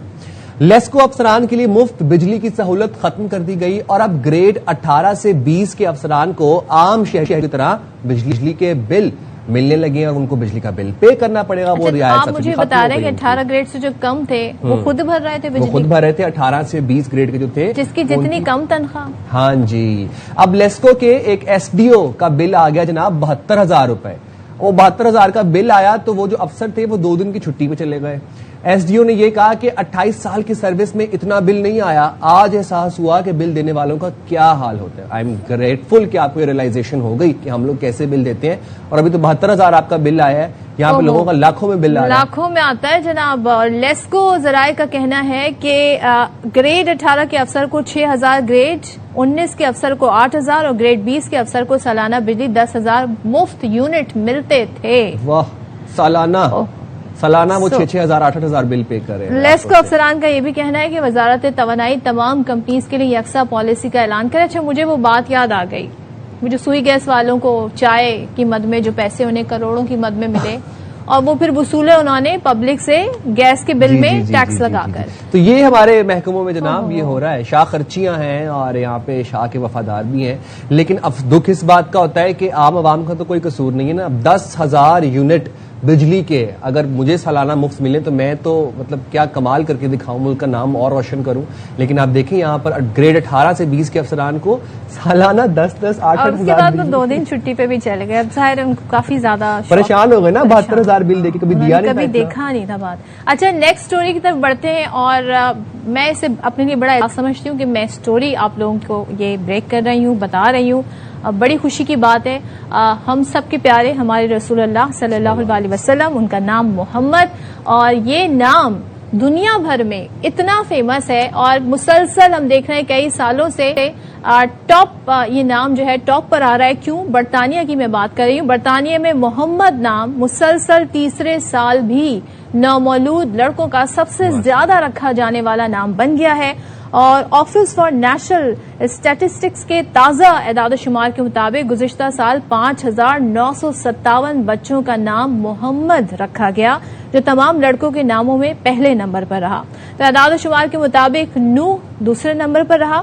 برطانیہ میں مسلم آبادی میں اضافے، ثقافتی جو ایک گروتھ ہم دیکھ رہے ہیں، کلچر جو وہاں پہ ایوالو ہو رہا ہے، اور حضرت محمد صلی اللہ علیہ وسلم سے عقیدت و محبت کے باعث محمد نام کی مقبولیت میں مسلسل اضافہ دیکھنے میں آ رہا ہے. یہ بہت ایک خوش آئند خبر ہے اور یہ بڑی پازیٹیو چیز ہے. اچھا، برطانیہ میں ویسے بھی اف یو ار براؤن مسلم نا اینڈ یو ار ا گائے، تو وہ آپ کو ویسے آپ کا جو مرضی نام آپ کو محمد سے ہی پکارتے ہیں، مخاطب بھی آپ کو محمد ہی کرتے ہیں. پھر وہ they have their own short forms, وہ مو کہہ دیتا ہے آپ کو، کوئی محمد کہتا ہے آپ کو، تو وہ دے آلریڈی نو کہ if there is this brown گائے. بہت سارے جو وہاں پر ہیں کنورٹ ہو رہے ہیں، اپنا جو کہتے ہیں نا جو مذہب ریلیجن چینج کر رہے ہیں، وہ بھی آپٹ کرتے ہیں کہ ہم اپنا نام محمد رکھیں. تو یہ بتاتا ہے جی برطانیہ کا جو معاشرہ ہے اس وقت وہاں پر کافی زیادہ چینجز آ رہی ہیں. لوگ بڑا فلسطینیوں کو دیکھ کے لوگ انسپائر ہوئے ہیں، کافی زیادہ اسلام کی طرف ان کا رجوع ہم دیکھ رہے ہیں. And what is important is that کہ ایکسیپٹینس دیکھیں آپ دیکھیں کہ اس معاشرے کے اندر وہ کس طرح سے ایکسیپٹینس ہے. دیر لائک اوکے، وہاں پہ کوئی وہ اس طرح سے ہمیں کوئی ایکسٹریمزم نہیں نظر آتا. یس کچھ ہوتے ہیں کیسز وہاں پہ آپ کو کچھ دیکھنے کو ملتے ہیں، بٹ یہ ایکسیپٹینس ہے، کلچرل اپروپریشن ہے اس کو کہتے ہیں، کیونکہ ہم پاکستانی کافی تعداد میں ہے وہاں پر، خاص مسلمان کافی تعداد میں ہے اوور آل. تو بڑی بڑی پازیٹیو خبر ہے، مطلب مزہ آیا اب اس گھنٹے کے اندر اس خبر سے ہم نے آغاز کیا ہے. اچھا جی، موونگ فارورڈ اب ذرا آپ کو کراچی سے لیے چلتے ہیں اسلام آباد کے علاقے ترلائی میں قائم مائنڈ ریہیب سینٹر میں مبینہ تشدد سے نوجوان کی ہلاکت کا معاملہ سامنے آیا ہے. نوجوان کے والد نے تھانہ شہزاد ٹاؤن میں مقدمہ درج کرنے کے لیے درخواست جمع کرا دی ہے. اس مقدمے میں الزام یہ عائد کیا گیا ہے کہ سینٹر میں موجود عملے کے تشدد کے باعث ان کا بیٹا جان سے گیا، اور درخواست کے مطابق نوجوان کو جون میں سینٹر میں داخل کرایا گیا تھا. ریہیب سینٹرز کے لیے نا میں یہ سمجھتا ہوں کہ ایک پراپر کوئی ڈپارٹمنٹ ہونا چاہیے جن کو اسکروٹنائز کرے. مانیٹرنگ بڑی امپورٹنٹ ہے. ریہیب سینٹرز میں بہت ولنریبل قسم کے پیشنٹس ہوتے ہیں، مینٹلی وہ ایک مخصوص چیز سے گزر رہے ہوتے ہیں، تو ان کے ساتھ آپ ہاتھا پائی، زور زبردستی، تشدد، یہ چیزیں نہیں. یہاں پر یہ نوجوان جو ہے یہ 9 جولائی کو ان کے والد کہہ رہے ہیں ڈینگی ہوا تھا، لیکن جب وہ سینٹر پہنچے تو معلوم ہوا کہ وہ جاں بحق ہو گیا. ذرا ذوالقرنین حیدر سے مزید جان لیتے ہیں. ذوالقرنین بتائیے، پولیس نے اب تک کیا تفتیشی ابتدائی طور پر وجوہات کیا آ رہی ہیں، موت کی وجہ کیا سامنے آ رہی ہے؟ جی بالکل، پولیس کی جو تحقیقات ہیں وہ ابھی رکی ہوئی ہیں. اس کی وجہ یہ ہے کہ جو بچے کے والد ہیں انہوں نے تو درخواست دے دی، اپنا سارا بیان جو ہے وہ جمع کرا دیا ہے، لیکن جو ریہیبلیٹیشن سینٹر ہے وہ کیونکہ اس کا جو عملہ ہے وہ اس کو بند کر کے فرار ہو گیا ہے. جو اس کے آنر ہیں ڈاکٹر حمزہ، جس کا نام بتایا گیا درخواست میں بھی، وہ بھی فرار ہو چکے ہیں، کسی سے رابطہ نہیں ہے. تو اس وجہ سے پولیس جو ہے دوسرے حوالے سے جو موقف ہے وہ جاننا چاہتی ہے، وہ نہیں جان پا رہی. تاہم اب یہی کہا جا رہا ہے کہ جی مقدمہ جلد درج ہو جائے گا، لیکن 3 دن ہو گئے ہیں درخواست دیے ہوئے، اور اس درخواست. اچھا، آپ کی آڈیو ذوالقرنین، آپ کی آواز ہم تک نہیں پہنچ پا رہی، آپ کی آڈیو ریکنیکٹ کرتے ہیں. وہ کہہ رہے ہیں مقدمہ 3 دن ہو گئے درخواست دیے ہوئے. جاننا میں پھر یہی چاہوں گا کہ وہ بتا رہے ہیں کہ ڈینگی بتایا گیا کہ ڈینگی کی تشخیص ہوئی، لیکن جب وہ گئے اہل خانہ نے جا کے دیکھا سینٹر کے اندر تو جسم پہ تشدد کے نشانات تھے اور باڈی موجود تھی.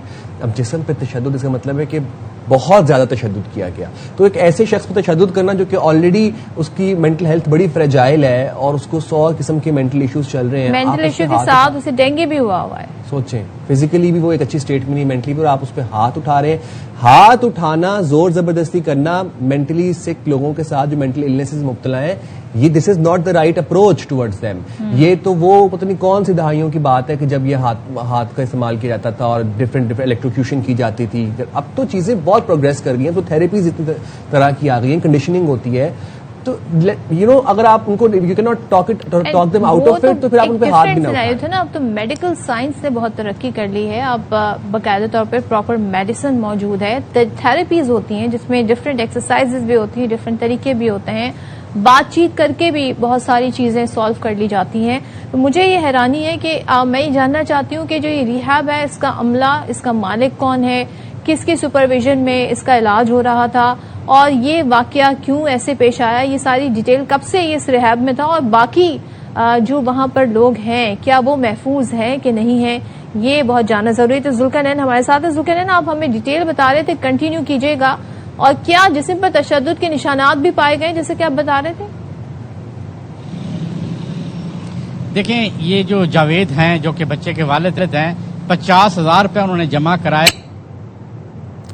اچھا چلیں, آپ کی ہمیں آواز نہیں آ رہی. بتا یہ رہیں کہ 50,000 روپے جمع کرتا. اب ظاہر سی بات ہے, ماں باپ ہیں, جوان اولاد ہے, تکلیف میں ہیں, تو ماں باپ تو کسی بھی ایکسٹینٹ پہ جاتے ہیں کہ ان کا علاج کروایا جائے. اور ریہیب کوئی بھی نوجوان شوق سے نہیں جاتا. ریہیب ایک بہت مشکل عرصہ ہوتا ہے, بہت مشکل فیز ہوتا ہے, بالکل, خاص طور پر نوجوان اولاد ہے, بہت مشکل ہوتا ہے. تو اس ایسے کیس کے اندر ہاتھ اٹھانا, تشدد کرنا, مارنا, زور زبردستی کرنا, یہ وہی سٹگما ہے کہ جو ہم کہتے ہیں کہ اگر کسی کو کوئی مینٹل ہیلتھ کا ایشو ہے تو آپ اس کو ٹیبو کر دو, آپ اس کو یہ تو پاگل ہو گیا ہے اور پاگلوں کو آپ مار کے سکھا رہے ہیں. یہ بالکل کوئی طریقہ نہیں ہے, یہ ایک آؤٹ ڈیٹڈ اپروچ ہے. And we need to progress with the time. اب یہ بہت سی تھراپیز آ گئی ہیں, ہاتھ اٹھانے والا ایشو اچھا نہیں ہے. ذوالقرنین ہمارے ساتھ ایک بار پھر ہے. ذوالقرنین, ذرا بتائیے گا کیا ڈیٹیل آپ ہمارے ساتھ شیئر کر رہے تھے؟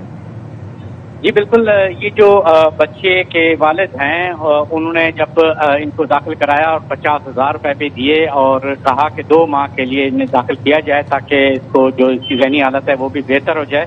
ان کا یہ کہنا ہے کہ 18 جون سے لے کر 9 جولائی تک تو اس کے بچے سے ملنے ہی نہیں دیا گیا, اور 9 جولائی کو ہی کال آئی ہاسپٹل سے, ریہیبلیٹیشن سینٹر سے, کہ آپ کے بچے کو ڈینگی ہو گیا ہے. تو جب ہم وہاں پر پہنچے تو پھر پتہ چلا کہ بچہ تو دم توڑ چکا ہے, اور اس کے بعد ڈیڈ باڈی لے کر آئے. جب اس کو اس کے کفن کے لیے انتظامات کیے جانے لگے, دفن کے لیے نہلایا گیا, تو پھر پتہ چلا کہ اس کی پیٹھ کے اوپر کافی سارے کٹ کے نشانات ہیں اور چہرے کے اوپر بھی تشدد کے نشانات ہیں.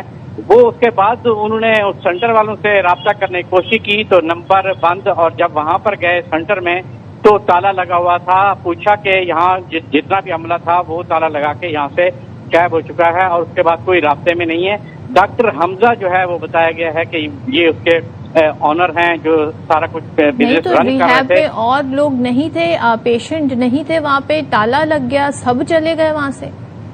یہی تو بات ہے. یہ تو جب اندر پولیس جائے گی تو تب جا کے پتہ چلے گا نا کہ بھی باقی جو مریض تھے یا نہیں تھے, کتنے تھے, لیکن اندر تو کوئی گیا نہیں کیونکہ وہ تالا لگا ہوا ہے. اور اس کے بعد اب پتہ یہی چلا ہے کہ کچھ لوگوں کے ذریعے وہ پیغامات بھجوا رہے ہیں کہ جی ہم بیٹھ کے کوئی بات چیت کرتے ہیں اور غلطی ہو گئی ہے, صلح کرتے ہیں.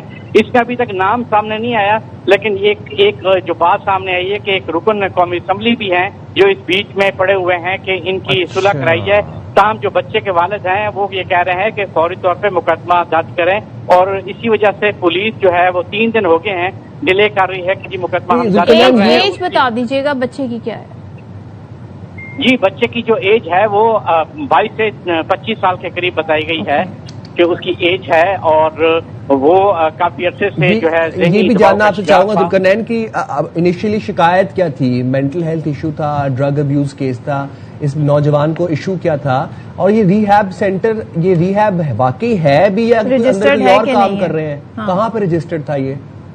جی بالکل, یہ تلئی میں بنایا گیا تھا. یہ اصل میں ہوتا یہ ہے کہ جو اسلام آباد کے مضافاتی علاقے ہیں وہاں پر بن جاتے ہیں اور لوگ نہ ان کی ویریفیکیشن نہیں کرتے کہ آیا کہ واقعی یہ رجسٹرڈ بھی ہے یا نہیں ہے, اور یہاں پر علاج بھی ہوتا ہے یا نہیں ہوتا. لیکن بس وہ دیکھتے ہیں کہ چلیں جی یہاں پر ہو رہا ہے, لوگ بتاتے ہیں کہ وہاں یہاں اچھا علاج ہو رہا ہے تو وہاں پر یہ داخل کرا دیتے ہیں بغیر کسی ویریفیکیشن کے, نہ پوچھتے ہیں یہاں کیا ہو رہا ہے. تو یہی وجہ ہی بنی ہے. نہیں تو جب پیرنٹس سے ملنے نہیں دے رہے تھے تب پیرنٹس کو خیال نہیں آیا کہ وہ جا کر دیکھیں کہ کیوں وہ ان کو ان کے بیٹے سے نہیں ملنے دے رہے؟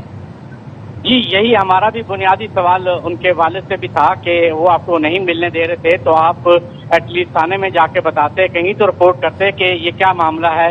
لیکن وہی بات ہے، وہ کہتے ہیں کہ جی یہ روٹین میٹر ہے، تو ہم نے کہا کہ ہو سکتا ہے علاج چل رہا ہو، اس وجہ سے وہ کہتے ہیں کہ آپ نہیں مل سکتے کیونکہ علاج چل رہا ہے. تو آپ سامنے آئیں گے تو پھر وہ ایموشنل ہو جائے گا اور ضد کرے گا کہ جی میں نے آپ کے ساتھ جانا ہے تو آپ نہ ملیں. یہی جو چیزیں ہیں، لیکن یہ والدین کی بھی غفلت ہے کہ اگر اس طرح کی کوئی صورتحال ہوتی ہے تو فوری طور پہ ایٹ لیسٹ اور کچھ نہیں تو 15 پر ہی اس کی رپورٹ اندراج کرا دی جائے کہ کل کو اگر خدا نخواستہ کوئی اس قسم کا واقعہ ہوتا ہے تو آلریڈی جو ہے وہ نوٹس میں ہوتا ہے اور اس پر فوری طور پہ کارروائی بھی کی جاتی ہے. لیکن ابھی تک جو ہے کوئی کارروائی ہمیں نظر نہیں آئی ہے. پولیس کا یہ کہنا ہے کہ جی ہم اس کو انویسٹیگیٹ کر رہے ہیں اور جلد از جلد جو مقدمہ ہے وہ درج کر لیں گے. اور یہی صبح بھی میری پولیس سے بات ہوئی ہے تو ان کا یہ کہنا ہے کہ جی آج پولیس تو کہہ رہی ہے، لیکن معاملہ اتنا سادہ نہیں ہے ذوالقرنین، جیسے آپ کہہ رہے ہیں کہ کوئی سیاسی شخصیت بھی ہے جو یہ چاہتی ہیں کہ صلح صفائی ہو جائے، بیچ بچاؤ ہو جائے، معاملہ تھانے نہ جائے، پھر کورٹ کچہری نہ جائے. جی بالکل یہی تو وجہ ہے کہ یہ 3 دن ہو گئے ہیں، بلکہ 4 دن آپ ہو گئے ہیں کہ ایف آئی آر نہیں ہوئی. اس کی بنیادی وجہ ہی یہی ہے کہ بیچ میں ایک شخصیت ہے جو کوشش کر رہی ہے ایف آئی آر نہ ہو، اس سے پہلے معاملہ جو ہے وہ حل کر لیا جائے. یہ تو پولیس کے والد کا یہ کہنا ہے، دیکھنا یہ ہے کہ پولیس جو ہے وہ انفلوئنس ہوتی ہے قومی اسمبلی کے ان رکن سے. پولیس کیا مطلب، وہ تو ایف آئی آر کاٹ دینا پولیس کو. اگر پولیس انفلوئنس نہیں ہو رہی ہے ساری سچویشن سے تو پولیس کو کس نے روکا ایف آئی آر نہ کاٹنے سے؟ خیر، thank you so much Zulqarnain.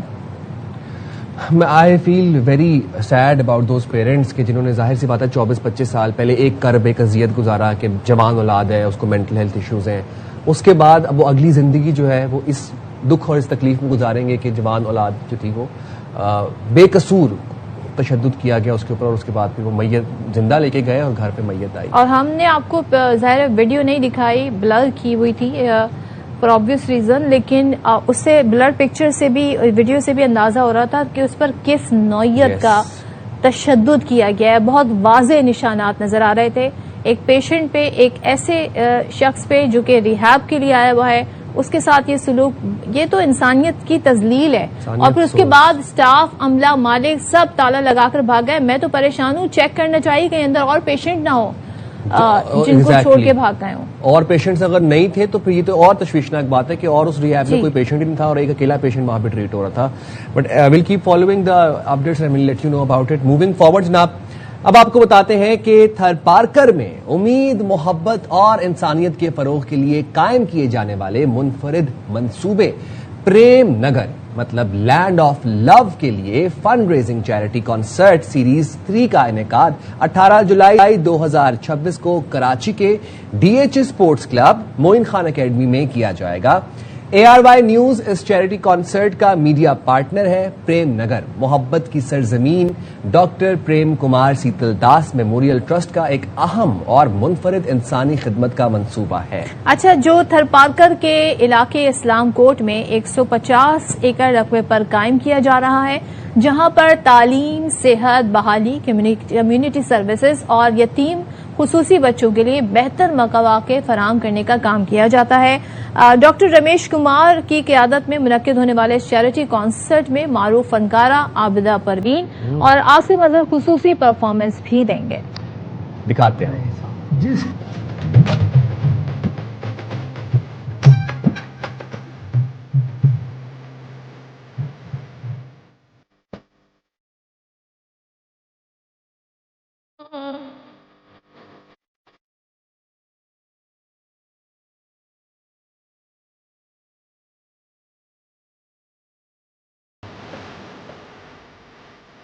Karachi اور حیدرآباد کے کامیاب کنسرٹ کے بعد کراچی کو ریسپانس دیکھتے ہوئے پریم نگر آپ کے لیے لے کے آیا ہے صوفی کوئین عابدہ پروین اور جنزی کے سپر اسٹار عاصم اظہر کو 18 جولائی کو defence DHA sports club Moin Khan academy میں آئیں. اس ایک ٹکٹ سے میوزک کو بھی انجوائے کریں اور ایک نیک کاز کا بنے حصہ، جس کاز کے ذریعے آپ لوگوں کی، بچوں کی، معصوموں کی خوشی کا گہوارہ بن سکتے ہیں. میں ہوں عابدہ پروین اور میں اپنے شہر سندھ کراچی میں آ رہی ہوں 18 جولائی کو، اور پریم نگر جو ایک تنظیم ہے اس کی آواز بن کے معین خان اکیڈمی میں ہم حاضر ہو رہے ہیں. انشاءاللہ آپ سے 18 जुलाई को वहाँ पर मुलाकात होगी। Assalamu alaikum everyone, this is me Asim Azhar and I'm very happy to announce that I'll be performing for a great cause in Karachi on the 18th of July in support of the project Prem Nagar. So I invite you all to join us in this beautiful cause. See you guys 18th July. बड़ा खूबसूरत cause है और जाहिर है charity concert है ये, और कहते हैं ना कि जाहिर है जब हम एक दूसरे की इसी तरीके से ख्याल रखेंगे, sharing is caring basically. Yes, so we will be there and we are looking forward for all of you to come there and be a part of this charity organisation. हम जाएंगे छोटे से ब्रेक पे, हाजिर होंगे break के बाद। Stay there with us.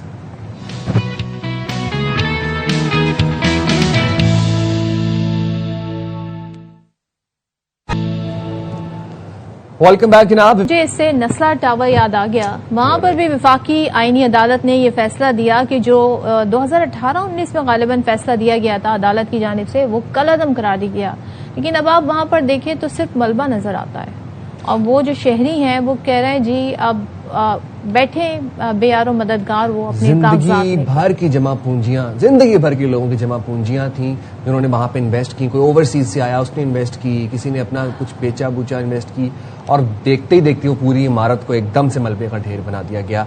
मुनाल वाली खबर भी इट्स समवॉट लाइक दिस। और आपको याद है लोगों की बड़ी यादें मुनाल, मैं अगर बताऊं तो जब मैं इस्लामाबाद में 2016 की बात करूं, मैंने ब्रीफ पीरियड मैंने वहाँ काम किया, तो मुझे बड़ी यादें हैं वहाँ पर। We grew up technically we grew up in मुनाल ना, सारी दावतें, चीजें, उठना बैठना, हैंग आउट, सब कुछ। The view of Islamabad from top, वो बड़ा मजे का नजर आता था। चलिए जी, मूविंग फॉरवर्ड आ जाते हैं फीफा पे। आपको फीफा राउंड अप दे देते हैं। फीफा वर्ल्ड कप रिकॉर्ड 48 टीमों से शुरू होकर अब जनाब फाइनल 4 तक पहुंच चुका है। अब सेमीफाइनलिस्ट टीमों की लाइनअप मुकम्मल हो गई है, सिर्फ 4 टीमें। अब देखिए बात कहां से शुरू हुई थी, अब 4 टीमें में सेमीफाइनल में, और वो हैं अर्जेंटीना, फ्रांस, इंग्लैंड और स्पेन। मतलब वही जो एक्सपेक्टेड थी, नहीं समवॉट ब्राजील की कह सकते थे हम, but Brazil pre quarter final में आउट हो गया। अच्छा जी, इनमें 2 टीमें 19 जुलाई को ट्रॉफी के लिए आमने सामने होंगी। नॉर्वे का पहली बार वर्ल्ड कप सेमीफाइनल खेलने का ख्वाब पूरा नहीं हो सका। साबिक चैंपियन इंग्लैंड ने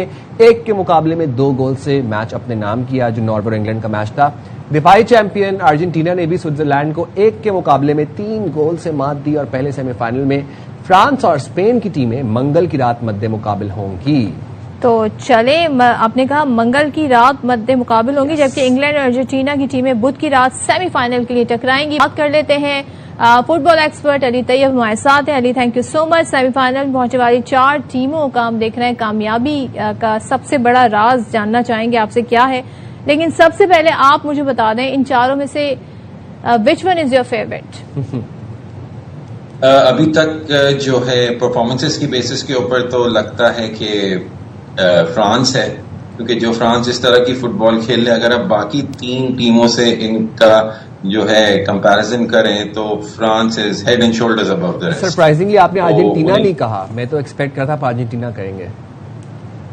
अर्जेंटीना से काफी मुतनाज़ा हो गई है जिस तरह के उनके ऊपर फैसले दिए गए हैं। अगर आप उनकी गुज़िश्ता 3 मैचेस देखें, तीनों मैचेस देखें, starting from कोबो Verde round of 32, फिर राउंड ऑफ 16 में मिस्र वाला मैच आपने देखा कितना जो है वो मुतनाज़ा हुआ।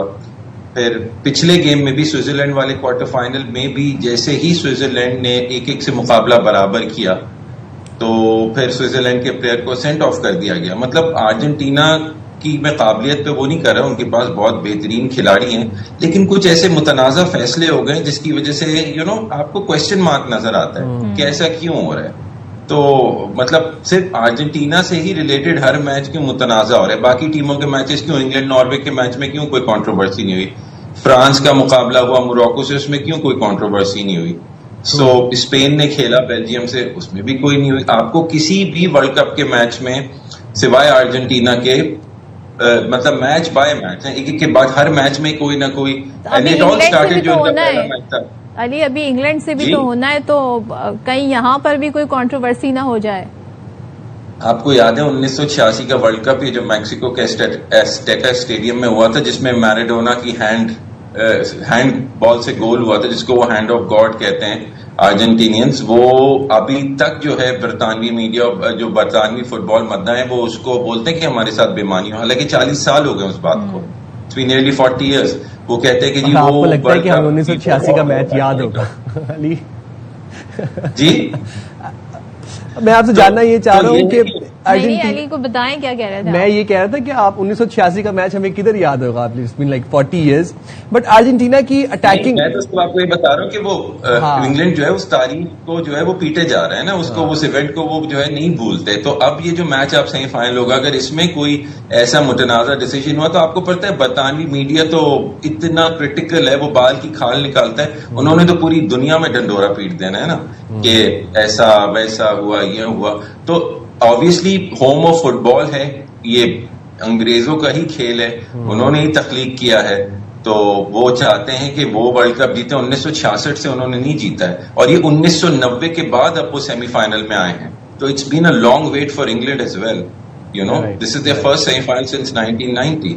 اور اسپین کی بھی میں جہاں تک بات کروں, اسپین بھی جو 2010 میں ورلڈ کپ جیتا تھا, اس کے بعد اب سیمی فائنل میں آیا ہے. جہاں اسپین کی اتنی ڈومیننس ہم نے دیکھی کہ انہوں نے یورو 2012 بھی جیتا, یورو 2024 میں بھی یوروز جیتے, لیکن ورلڈ کپ سیمی فائنل میں وہ 2010 کی جو ان کی فتح تھی, اس کے بعد وہ اب سیمی فائنل میں آئے. تو it's a very interesting line up, بہت زیادہ, ساری ٹاپ ٹیمیں ہیں, سب کے پاس ورلڈ کلاس کھلاڑی ہیں. تو at the big stage on the day کس کا اچھا دن ہے, کس کا برا دن ہے, کچھ بھی ہو سکتا ہے. اگریڈ. اسپین ورسز فرانس میں کیا لگ رہا ہے آپ کو؟ آپ کی اسپین اور فرانس میں سے کون سی فیوریٹ ہے پرفارمنس وائز؟ فرانس کے پاس امباپے کے علاوہ بھی جو بہت اچھے کھلاڑی ہیں. عثمان ڈیمبلے جو ہے وہ اس وقت فیفا نے جو ان کو پچھلے سال خطاب دیا تھا, وہ دنیا کا بہترین اس وقت کرنٹ فارم کے اوپر کھلاڑی ہے. He is the best player in the world, Ousmane Dembele. اس کے ساتھ امباپے بھی ہیں, اس کے ساتھ مائیکل اولیسے بھی ہیں, اور ڈیفینسولی بھی جو ہے ان کی ٹیم بہت اسٹرانگ ہے. ورلڈ کلاس ڈیفینڈرز ہیں ولیم سلیبا میں, اور کیا کہتے ہیں اوپر مکانوں میں. So they are very good team. اور اسپین کو ہم نے دیکھا کہ جہاں Spain short passes, tiki taka, free flowing football کھیلتی تھی, اسپین اب جو ہے نا وہ تھوڑی سی کیئرفل ہو گئی ہے, تھوڑی ڈیفینسو ہے. آپ کو اسپین کے اندر ہائی اسکورنگ گیمز نہیں دکھ رہے, 1-0 لیٹ وکٹریز, بڑا لو بلاک بھی ہوتا ہے, بہت ڈیفینسولی آپ کھیلنے کے زیادہ رسک نہیں لے رہے. مطلب آپ سمجھ رہے result oriented, they are playing to one.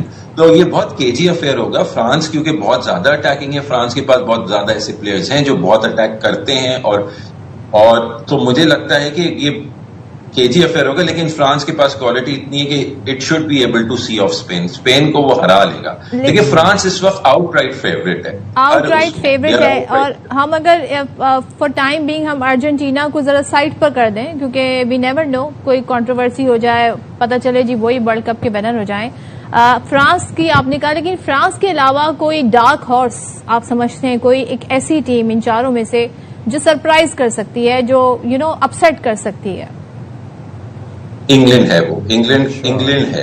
England ایک ایسی ٹیم ہے جو جس کے پاس ایسے پلیئرز ہیں کہ وہ فرانس کو جو ہے تھوڑا ریٹل کر سکتی ہے, اور اتنی کوالٹی انگلینڈ کے پاس ہے. جوڈ بیلنگم آپ نے دیکھا گزشتہ 2 میچز میں انہوں نے 2 گول سکور کیے, میکسیکو کے خلاف بھی کیا, ناروے کے خلاف بھی کیا. تو وہ ایک ایسا ورلڈ کلاس ٹیلنٹ ہے. And he grew into the tournament. جیسے ٹورنامنٹ آگے بڑھتا رہا وہ فارم میں آتے رہے, ان کی پرفارمنس بہتر ہوتی رہی, اور ہیری کین بھی جو ہے آبویسلی.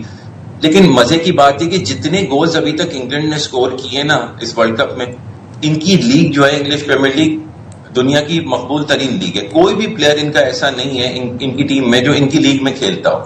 ہیری کین جو ہے وہ اپنی لیگ فٹ بال جرمنی میں کھیلتے ہیں, یہ جوڈ بیلنگم جو ہے وہ اسپین میں ریال میڈرڈ کے ساتھ کھیلتے ہیں. ایون جو 1 گول مارکس ریشفورڈ نے کیا تھا گروپ سٹیج میں, وہ بھی گزشتہ سیزن بارسلونا میں کھیل رہے تھے. تو ان کی ٹیم میں کوئی ایسا پلیئر نہیں ہے انگلش پریمیئر لیگ کا جس نے گول سکور کیا جو اپنی لیگ فٹ بال انگلینڈ میں کھیلتا ہو, اور اس نے ان کی ٹیم کے لیے. تو سارے جو ہے وہ باہر کی لیگوں میں ہی کھیلتے آ رہے ہیں. سو انبلیویبل اسٹارٹ. لیکن یہ ہے, تو آپ کے سوال کا جواب کہ یس, اگر فرانس کو کوئی ہرا سکتا ہے, اور میرا اپنا یہ اندازہ اور تجزیہ ہے کہ انگلینڈ کے پاس اتنی کوالٹی ہے, انگلینڈ کا شیپ ایسا ڈیفینسو کہ انگلینڈ 1966 کے بعد پہلی بار جو ہے وہ ورلڈ کپ فائنل میں آ سکتا ہے. اس سے اچھا موقع انگلینڈ کے پاس نہیں ہے. اچھا موقع آپ کے پاس. بالکل, تھینک یو سو مچ علی طیب, بہت شکریہ. علی کی فیوریٹ تو ویسے فرانس ہے, لیکن انہوں نے کہا کہ سیکنڈ کوئی ٹیم اگر ٹف ٹائم دے سکتی ہے اور جیت کی صلاحیت رکھتی ہے وہ انگلینڈ ہے. ارجنٹینا جو ہے اس کہتے ہیں نا میدان میں تو ہے مگر دل سے لوگوں کے اتر گئی. सम वाट उतर चुकी है। अच्छा जी, आ जाते हैं अब जरा मौसम की सूरत हाल आपको बता देते हैं, मुल्क में क्या चल रहा है। मुल्क के मुख्तलिफ शहरों में मानसून बारिशों का सिलसिला जारी है। पंजाब, केपी, जीबी में बादल जमकर बरस रहे हैं। इस्लामाबाद में तेज हवाएं हैं और मूसलाधार बारिश हो। इस्लामाबाद में काफी वैसे ना एक फेज, एक एपिसोड आया था शदीद गर्मी का, तो इस्लामाबादीज़ आर लाइक वेरी हैप्पी कि अब वहाँ पे तेज़ हवाएं चल रही हैं, मौसम अबर आलूद है। और आपको पता है इस्लामाबाद में अगर काली घटाएं छा जाएं तो क्या ही मंजर होता है। फैसलाबाद, नारोवाल, हाफिजाबाद, ओकाड़ा, जलालपुर, भट्टियां समेत पंजाब के कई शहरों में बारिश ने जल थल एक कर दिया है। अच्छा, केपी की भी आपको बता देते हैं तो खैबर पख्तूनख्वा, गिलगित बल्तिस्तान में मूसलाधार बारिशों ने तबाही मचा दी है। सूबे के कई अजला में पानी जमा है और गिलगित बल्तिस्तान के नदी नालों में सैलाबी सूरत हाल पैदा हो गई है। दयामीर में दारेल और न्याट वैली में सैलाब ने तबाही मचा दी है। बागात, फसलें शदीद मुतासिर हुई हैं, कई मकानात को भी जुज़वी नुकसान पहुंचा है। तो राब्ता पुल और सड़कें मुतासिर हुई हैं, जो कि बहुत ही एक कहते हैं ना बड़ा मुश्किल सूरत हाल बना देती है जब इस तरह की एक आपका एक कनेक्टिविटी खत्म होना शुरू हो जाए। अच्छा, सैलाब से वाटर सप्लाई का निज़ाम तबाह हो गया है। दयामीर के इलाके में राब्ता पुल और जो पंचक्कियां हैं वो तबाह हो गई हैं। अच्छा, वज़ीर आला पंजाब मरीम नवाज ने मानसून की शिद्दत के पेश नज़र मुतल्लिका इदारों को हाई अलर्ट रहने की हिदायत दे दी है और कहा है कि शहरों से बारिश के पानी को फौरी उसकी जो निकासी है उसको यकीनी बनाया जाए और सूबे भर में खस्ता हाल इमारतों की निगरानी की जाए।